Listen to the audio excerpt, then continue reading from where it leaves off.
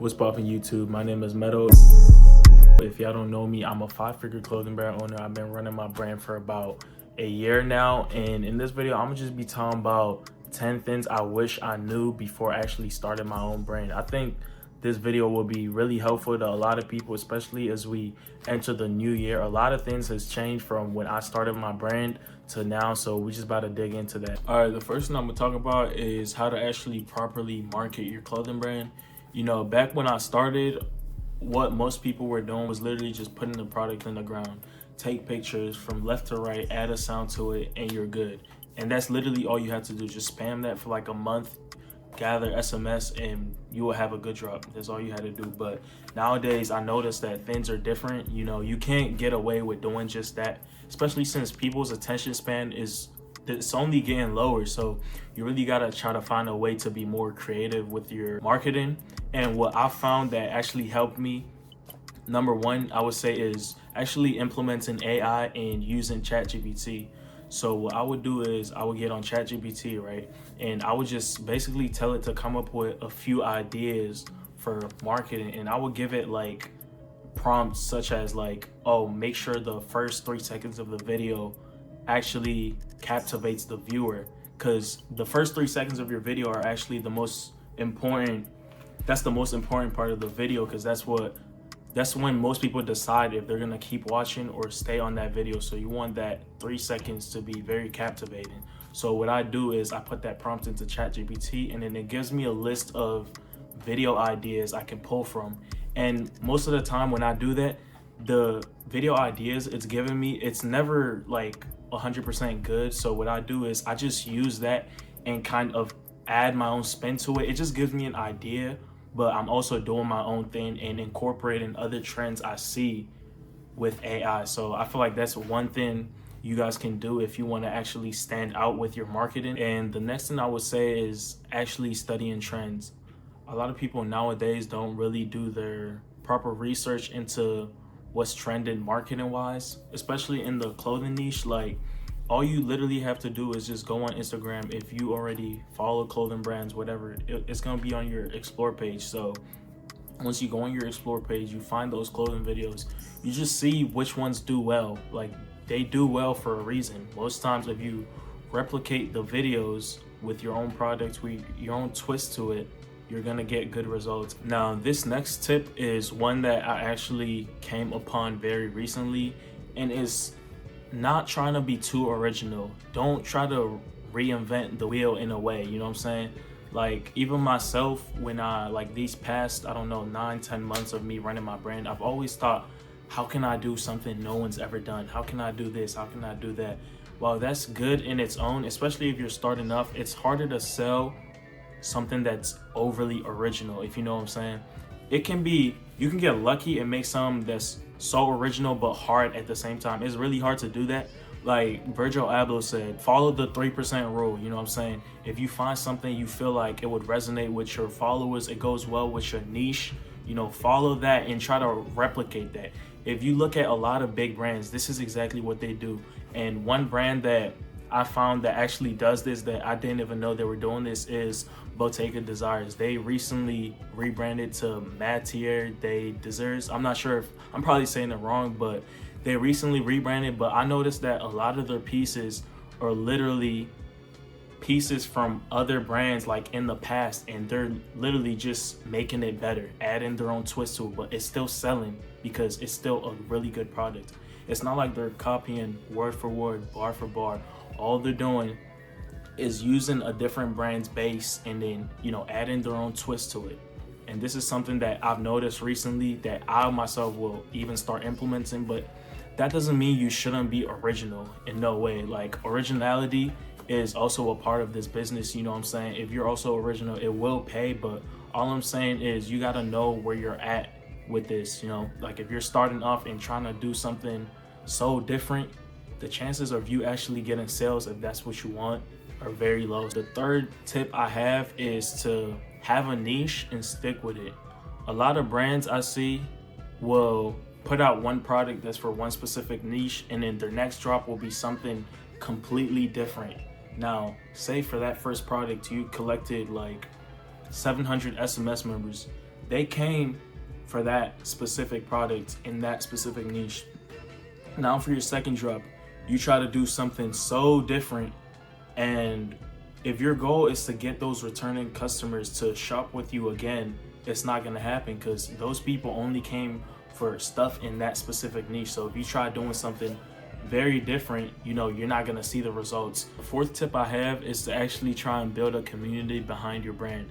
If we look at a lot of the big brands such as like Vail, HMDD, they have a very strong following, and it's not just followers. You don't want just followers who are just there because they like the reels you make or whatever. You want to actually build a community behind your brand. I've really been trying to actually implement this myself, because I mean, I've known about it, but I never really tried like to really build a community behind my brand. So something I've been doing recently is I created a broadcast channel on my page. I wanted to do it a while ago, but I heard you need like 10K followers, so I'm at like 18K now. So I'm not sure if what the follower requirement is, but y'all could try and do it.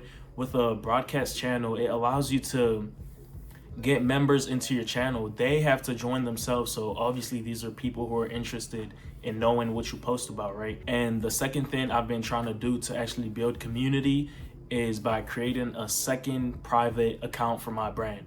Now this account it's called Past Glory Files, and in this account I just post behind the scenes and unreleased items from my brand.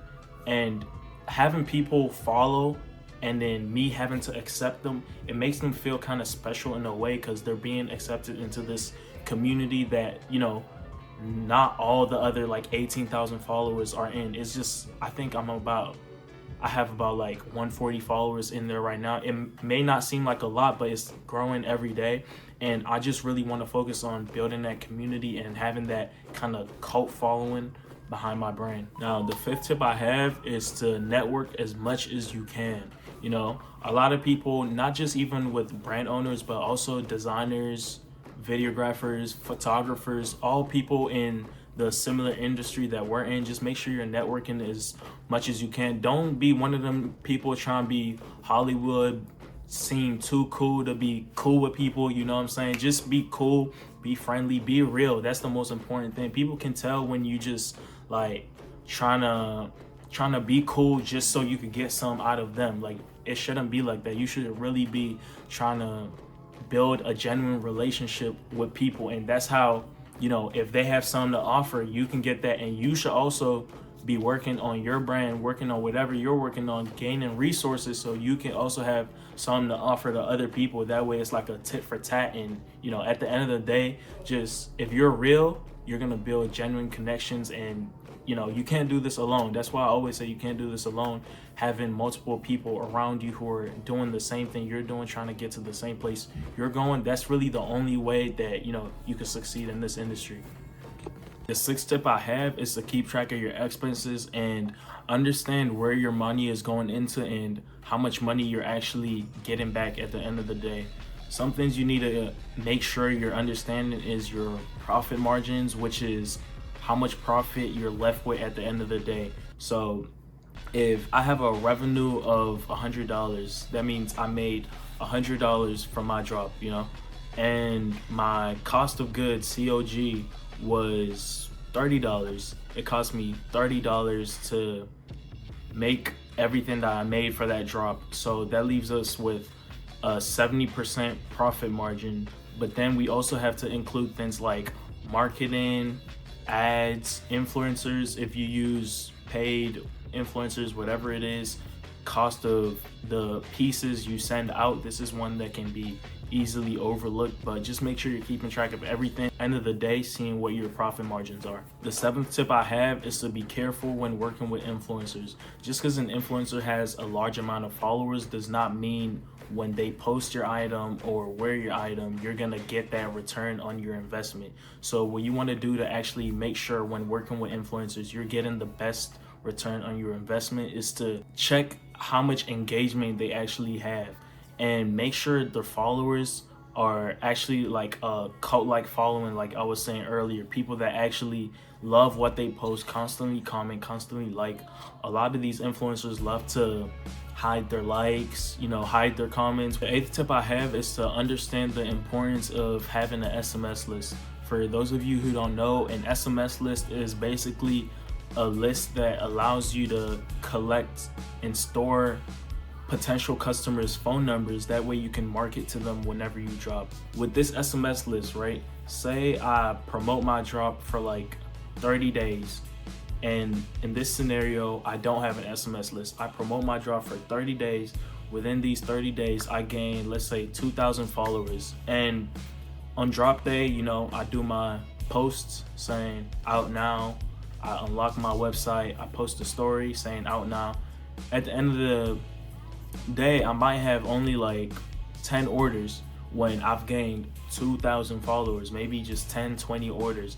Whereas if I had an SMS list and I was promoting that list, pushing my potential customers to put their phone number in that list, the amount of orders I would get on drop day will be significantly higher than just relying on the people on your Instagram, because Instagram does not always, they actually never push out your content to every single follower you have.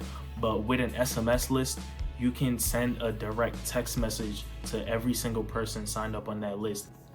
Now the next tip I have, which is the ninth tip, is to understand how much you're pricing your product and making sure that you're getting proper profits at the end of the day. Now, what I personally do, what I heard a lot of people do, is to multiply how much you're getting the product made by 3. So if I were getting a hoodie made for like $30, I would sell that hoodie for $90. Now, it seems like you might be making $60 from that hoodie, but that's not the case. We know if you're running a brand, there's a lot of other costs that go into the brand. Now, the product itself might be $30, but you also have to incorporate shipping from overseas. If you're using Pakistan, if you're using China, they have their own shipping fees. You have to incorporate that. If you're using an SMS app such as Postscript, which is what I use, they have their own fees. If you're using Shopify has a monthly fee. All that adds up, and you want to make sure you're actually getting some profit for yourself at the end of the day. The last and final tip I have is to make sure you're actually branding your products. If we take a look at a lot of these big brands, one that I can think of right now is One Dead Romance. I'm not sure if y'all are familiar, but Dead Romance always incorporates 2 themes that I've noticed in their brand. The first one I've noticed is their DR logo. If you look at a lot of their pieces, the DR logo is in pretty much all their pieces. And then the second one is the 3107, which is like a theme. Euro, which is the owner of the brand, he's been running with it. And just things like that is really important to set you apart from everyone else, and it helps people remember your brand in the future. Like I mentioned with Euro and his brand Dead Romance, with the 3107, what he does is he puts that on the hood of his hoodies and stuff. So 3107 upside down, it actually spells out love, and that's just something I find really unique, and I don't see any other brands doing things like that. But you could find similar things to do within your brand that actually matches your niche. Alright, that's gonna be it for the video. That's my 10 things I wish I knew before starting my brand. If any of this helped you, make sure y'all subscribe, make sure y'all comment, make sure y'all like. And I have my Discord as usual linked in the description of this video if y'all want to join that to connect with other brand owners, connect with me. My Instagram is also attached in the description of this video, and I'm gonna see y'all in the next one.